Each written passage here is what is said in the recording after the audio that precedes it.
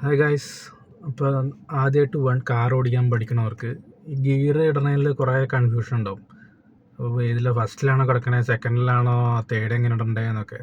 ഇതൊക്കെ നമ്മൾ വണ്ടി ഓടിച്ച്, അതായത് വണ്ടി മൂവ് ചെയ്യണതിന് മുമ്പ് നമുക്ക് കാറിൻ്റെ അകത്ത് ഓഫായിരിക്കുന്ന കാറിൻ്റെ അകത്തിരുന്ന് പഠിക്കാമെന്നുള്ളൂ. അപ്പോൾ അതിനായിട്ട് നിങ്ങൾ ആദ്യം ചെയ്യേണ്ടതെന്ന് പറഞ്ഞു കഴിഞ്ഞാൽ ഗിയർ ഉണ്ടല്ലോ,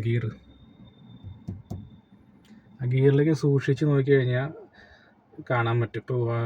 ഇപ്പോൾ ഫസ്റ്റ് എങ്ങനെ ഇടണം, രണ്ടാമത്തെ എങ്ങോട്ട് ഇടണം, മൂന്നാമത്തെ എങ്ങോട്ട് ഇടണം എന്നൊക്കെ. അപ്പം നമ്മളിപ്പോൾ വണ്ടി ഓഫായി പാർക്ക് ചെയ്ത് വെച്ചേക്കാണ്.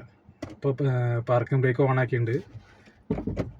എപ്പോഴും നമ്മൾ വണ്ടി ഓഫാക്കി ഇടുമ്പോൾ പാർക്കിംഗ് ബ്രേക്ക് ഇട്ടുകൊണ്ട് പോയിട്ടും കാര്യമില്ല, ജസ്റ്റ് ഒന്ന് ഫസ്റ്റ് ഗിയറിലാക്കിയിട്ട് പോവുക. അപ്പോൾ വണ്ടി ബാക്കോട്ട് എന്തെങ്കിലും പാർക്കിംഗ് ബ്രേക്ക് ഫെയിലായാലും ബാക്കോട്ട് അല്ലെങ്കിൽ മുമ്പോട്ട് അനങ്ങില്ല. ഇപ്പം ഞാൻ ന്യൂട്രലിലേക്ക് ആക്കിയിട്ടുണ്ട്. ന്യൂട്രൽ എന്ന് പറഞ്ഞു കഴിഞ്ഞാൽ നിങ്ങൾക്ക് കാണാം, ഈ ഇതുണ്ടല്ലോ, ഈ മിഡിൽ 1 2 നടുക്കുള്ളതില്ലേ, അതാണ് ന്യൂട്രൽ.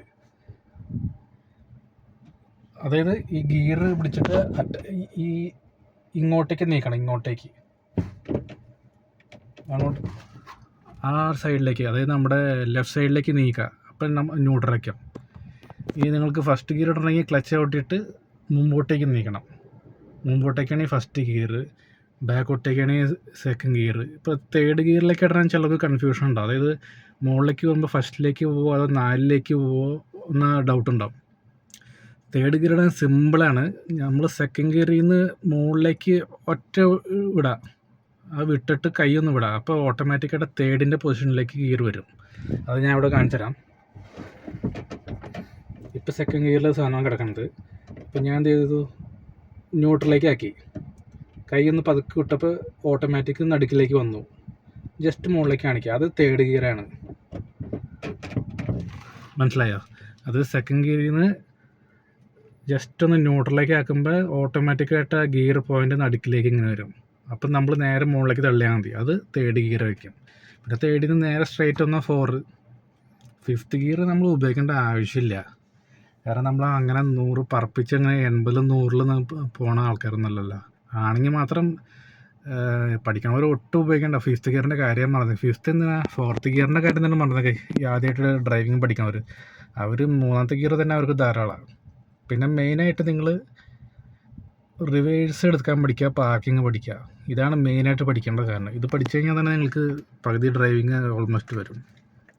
അതായത് പിന്നെ നിങ്ങൾ മെയിൻ റോഡിലേക്കൊക്കെ പോകുമ്പോൾ വളവ് തിരിക്കാനെടുക്കുമ്പോൾ 4ാമത്തെ ഗിയറിലിട്ടൊന്നും ഓടിച്ചെടുക്കരുത്, വണ്ടി ഇങ്ങനെ മറയാൻ സാധ്യതയുണ്ട്. അതുകൊണ്ട് പെട്ടെന്ന് 3ലേക്ക് ആക്കുക. 3ലേക്ക് ആക്കുമ്പോൾ തന്നെ എൻജിനൊരു പിടി കിട്ടും. എൻജിന് പിടി കിട്ടുമ്പോൾ തന്നെ വണ്ടി ഒന്ന് സ്ലോ ആവാം, നല്ല കൺട്രോളിൽ വണ്ടി വളയുകയും ചെയ്യും.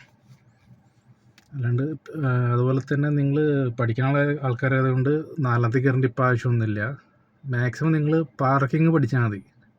അതായത് ചെറിയ ഒരു ഇടവഴി കൂടെ വണ്ടി ഓടിക്കാൻ പഠിക്കുക.